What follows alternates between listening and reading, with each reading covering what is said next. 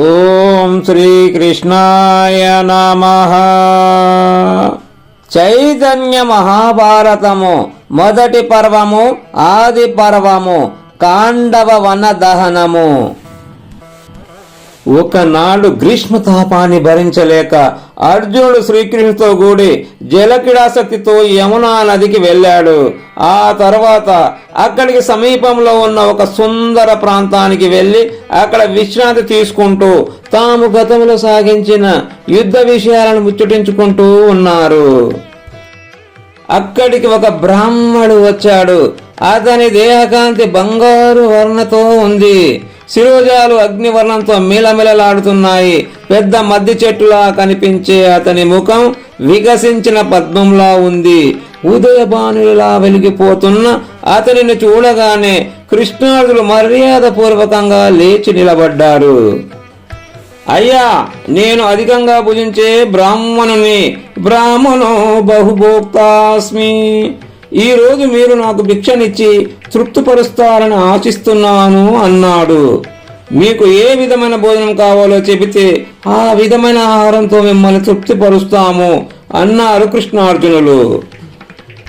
అయ్యా, నేను అగ్నిదేవుణ్ణి, ఇది కాండవ వనం, దీనిని ఆరగించాలనే ఆసక్తితో ఉన్నాను. ఈ వనం ఇంద్రుని ఆధీనంలో ఉంది. తక్షకుడు దీనిని రక్షిస్తున్నాడు. దీనిని ఆరగించాలని నేను ఎప్పుడు ప్రయత్నించినా ఇంద్రుడు వర్షానుక్రమరిచి నిరోధిస్తున్నాడు. మీరు సహకరిస్తే ఈసారి నా కార్యం సిద్ధిస్తుందని భావిస్తున్నాను అన్నాడు అగ్నిహోత్రుడు. మహర్షి వైశంపాయన, కాండవ వనం ఎన్నో ప్రాణులకు వాసస్థలము. అలాంటి వనాన్ని దహించాలనే ఆలోచన అగ్నిదేవునికి ఎందుకు కలిగింది అని జనమేజయుడు సర్పయాగంలో ప్రశ్నించాడు. వైశంపాయనుడు కారణాన్ని వివరిస్తున్నాడు అని సూతుడు నైమిషారణ్యంలో శౌనకాది మునులకు చెబుతున్నాడు.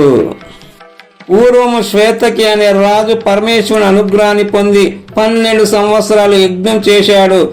తెగకుండా ఆ యజ్ఞంలో సమర్పించబడే ఘృతాన్ని అగ్నిదేవుడు 12 సంవత్సరాలు నిర్విరామంగా పానం చేయవలసి వచ్చింది. ఆ కారణంగా అగ్నికి అజీర్ణం పట్టుకుంది. శరీరం తెల్లగా పాలిపోయింది. పూర్వ ప్రకాశం సన్నగిల్లింది. ఉదర వ్యాధితో బాధపడుతూ బ్రహ్మదేవుని సమీపించాడు అగ్నిదేవుడు. అగ్ని వల్లనే ఆకలి, అగ్ని వల్లనే తినిన ఆహారం జీర్ణమవుతుంది. అతిగా తింటే అగ్ని కూడా ఏమీ చేయలేదు. రోగాలు ఇవ్వడం తప్ప, అకాల మృత్యువును అందించడం తప్ప. అందుకే యుక్తాహార విహారస్య అంటూ అతి ఎన్నడైనా అనర్థదాయకమేనని మితమేహితమని గీతాచార్యుడు ఇతవు పలికాడు. బ్రహ్మదేవ, శ్వేతకి యజ్ఞంలో నిరంతరం నేతిని పానం చేసిన కారణంగా నా నాలుకకు అరుచి ప్రాప్తించింది. కడుపుకు అజీర్ణం దాపురించింది. రోజు రోజుకి తేజస్సు క్షీణిస్తూ ఉంది. బలం తగ్గిపోతూ ఉంది. నన్ను మీరే రక్షించాలి, నాకు పునరారోగ్యాన్ని ప్రసాదించండి అని అగ్నిదేవుడు బ్రహ్మదేవుని ప్రార్థించాడు. అగ్ని భట్టారక, బాధపడకు. పూర్వం దేవతలు నీ చేత కాండవ వనాన్ని దగ్ధం చేయించారు. ఇప్పుడు ఆ వనంలో అనేక ప్రాణులు వసిస్తున్నాయి. నీవు ఆ వనాన్ని దగ్ధం చేసేయి. ఆ జంతువుల క్రొవ్వు చేత నీవు తృప్తి చెందటమేగాక సంపూర్ణ ఆరోగ్యవంతులు అవుతావు అని బ్రహ్మదేవుడు ఆశీర్వదించాడు. అగ్నిహోత్రుడు కాండవ వనాన్ని దగ్ధం చేశాడు. వెంటనే ఇంద్రుడు వర్షాన్ని కురిపించి ఆ దహన క్రియను నిరోధించేవాడు. ఇలా 7 సార్లు ప్రయత్నించినా ప్రయోజనం లేకపోయింది. అగ్నిదేవుడు మళ్ళీ బ్రహ్మలోకం వెళ్లి ప్రత్యామ్నాయాన్ని చెప్పమని ప్రార్థించాడు. అగ్నిదేవా, మితిమీరి నెయ్యి త్రాగావు. కొంతకాలం ఓపిక పట్టు.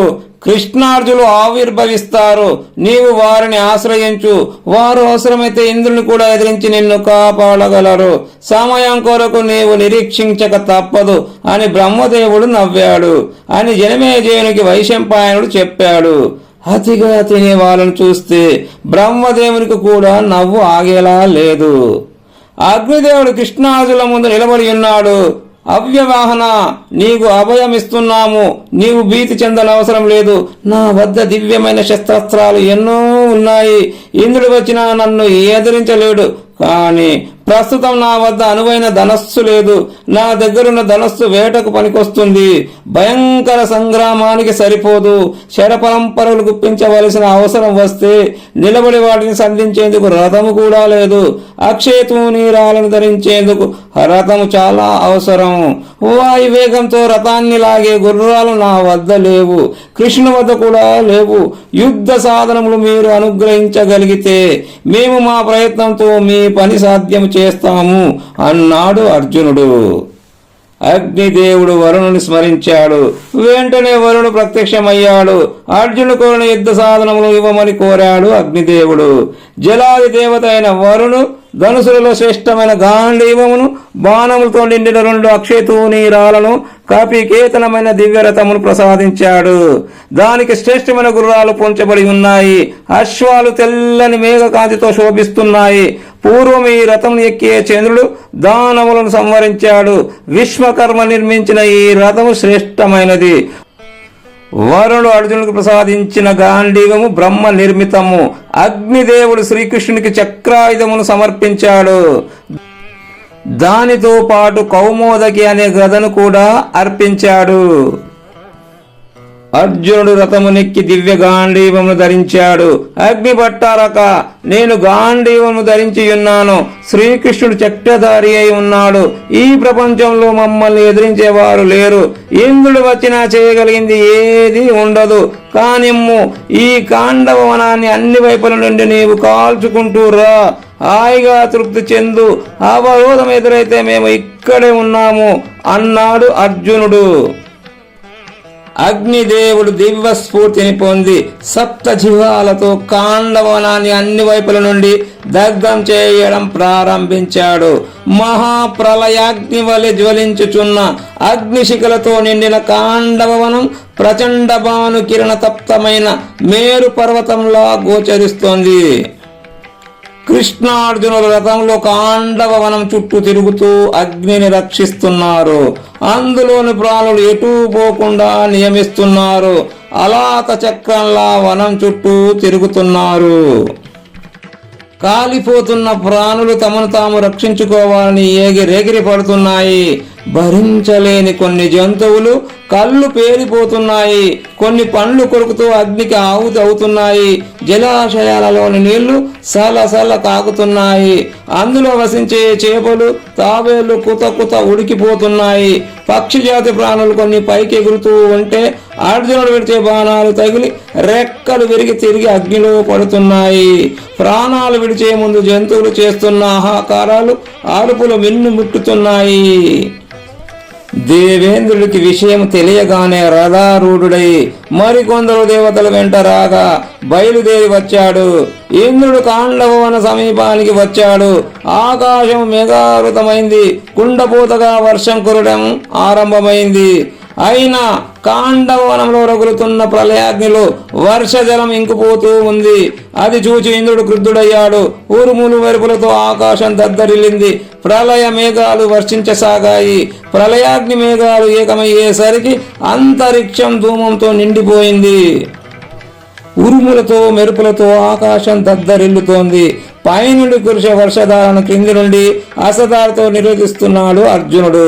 తన బాణాలతో కాండవ వనానికి పందిరి వేసి జలధారలను అగ్నిపై పడకుండా అర్జునుడు ఆపేశాడు.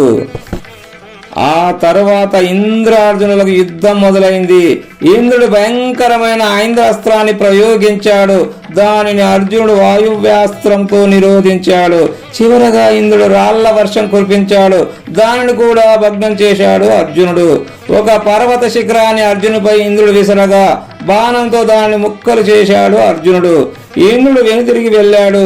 దైవ ప్రేరణతో జరిగే ఈ కాండవన దానాన్ని ఆపలేమని ఇంద్రుడు, దేవతలు గ్రహించారు.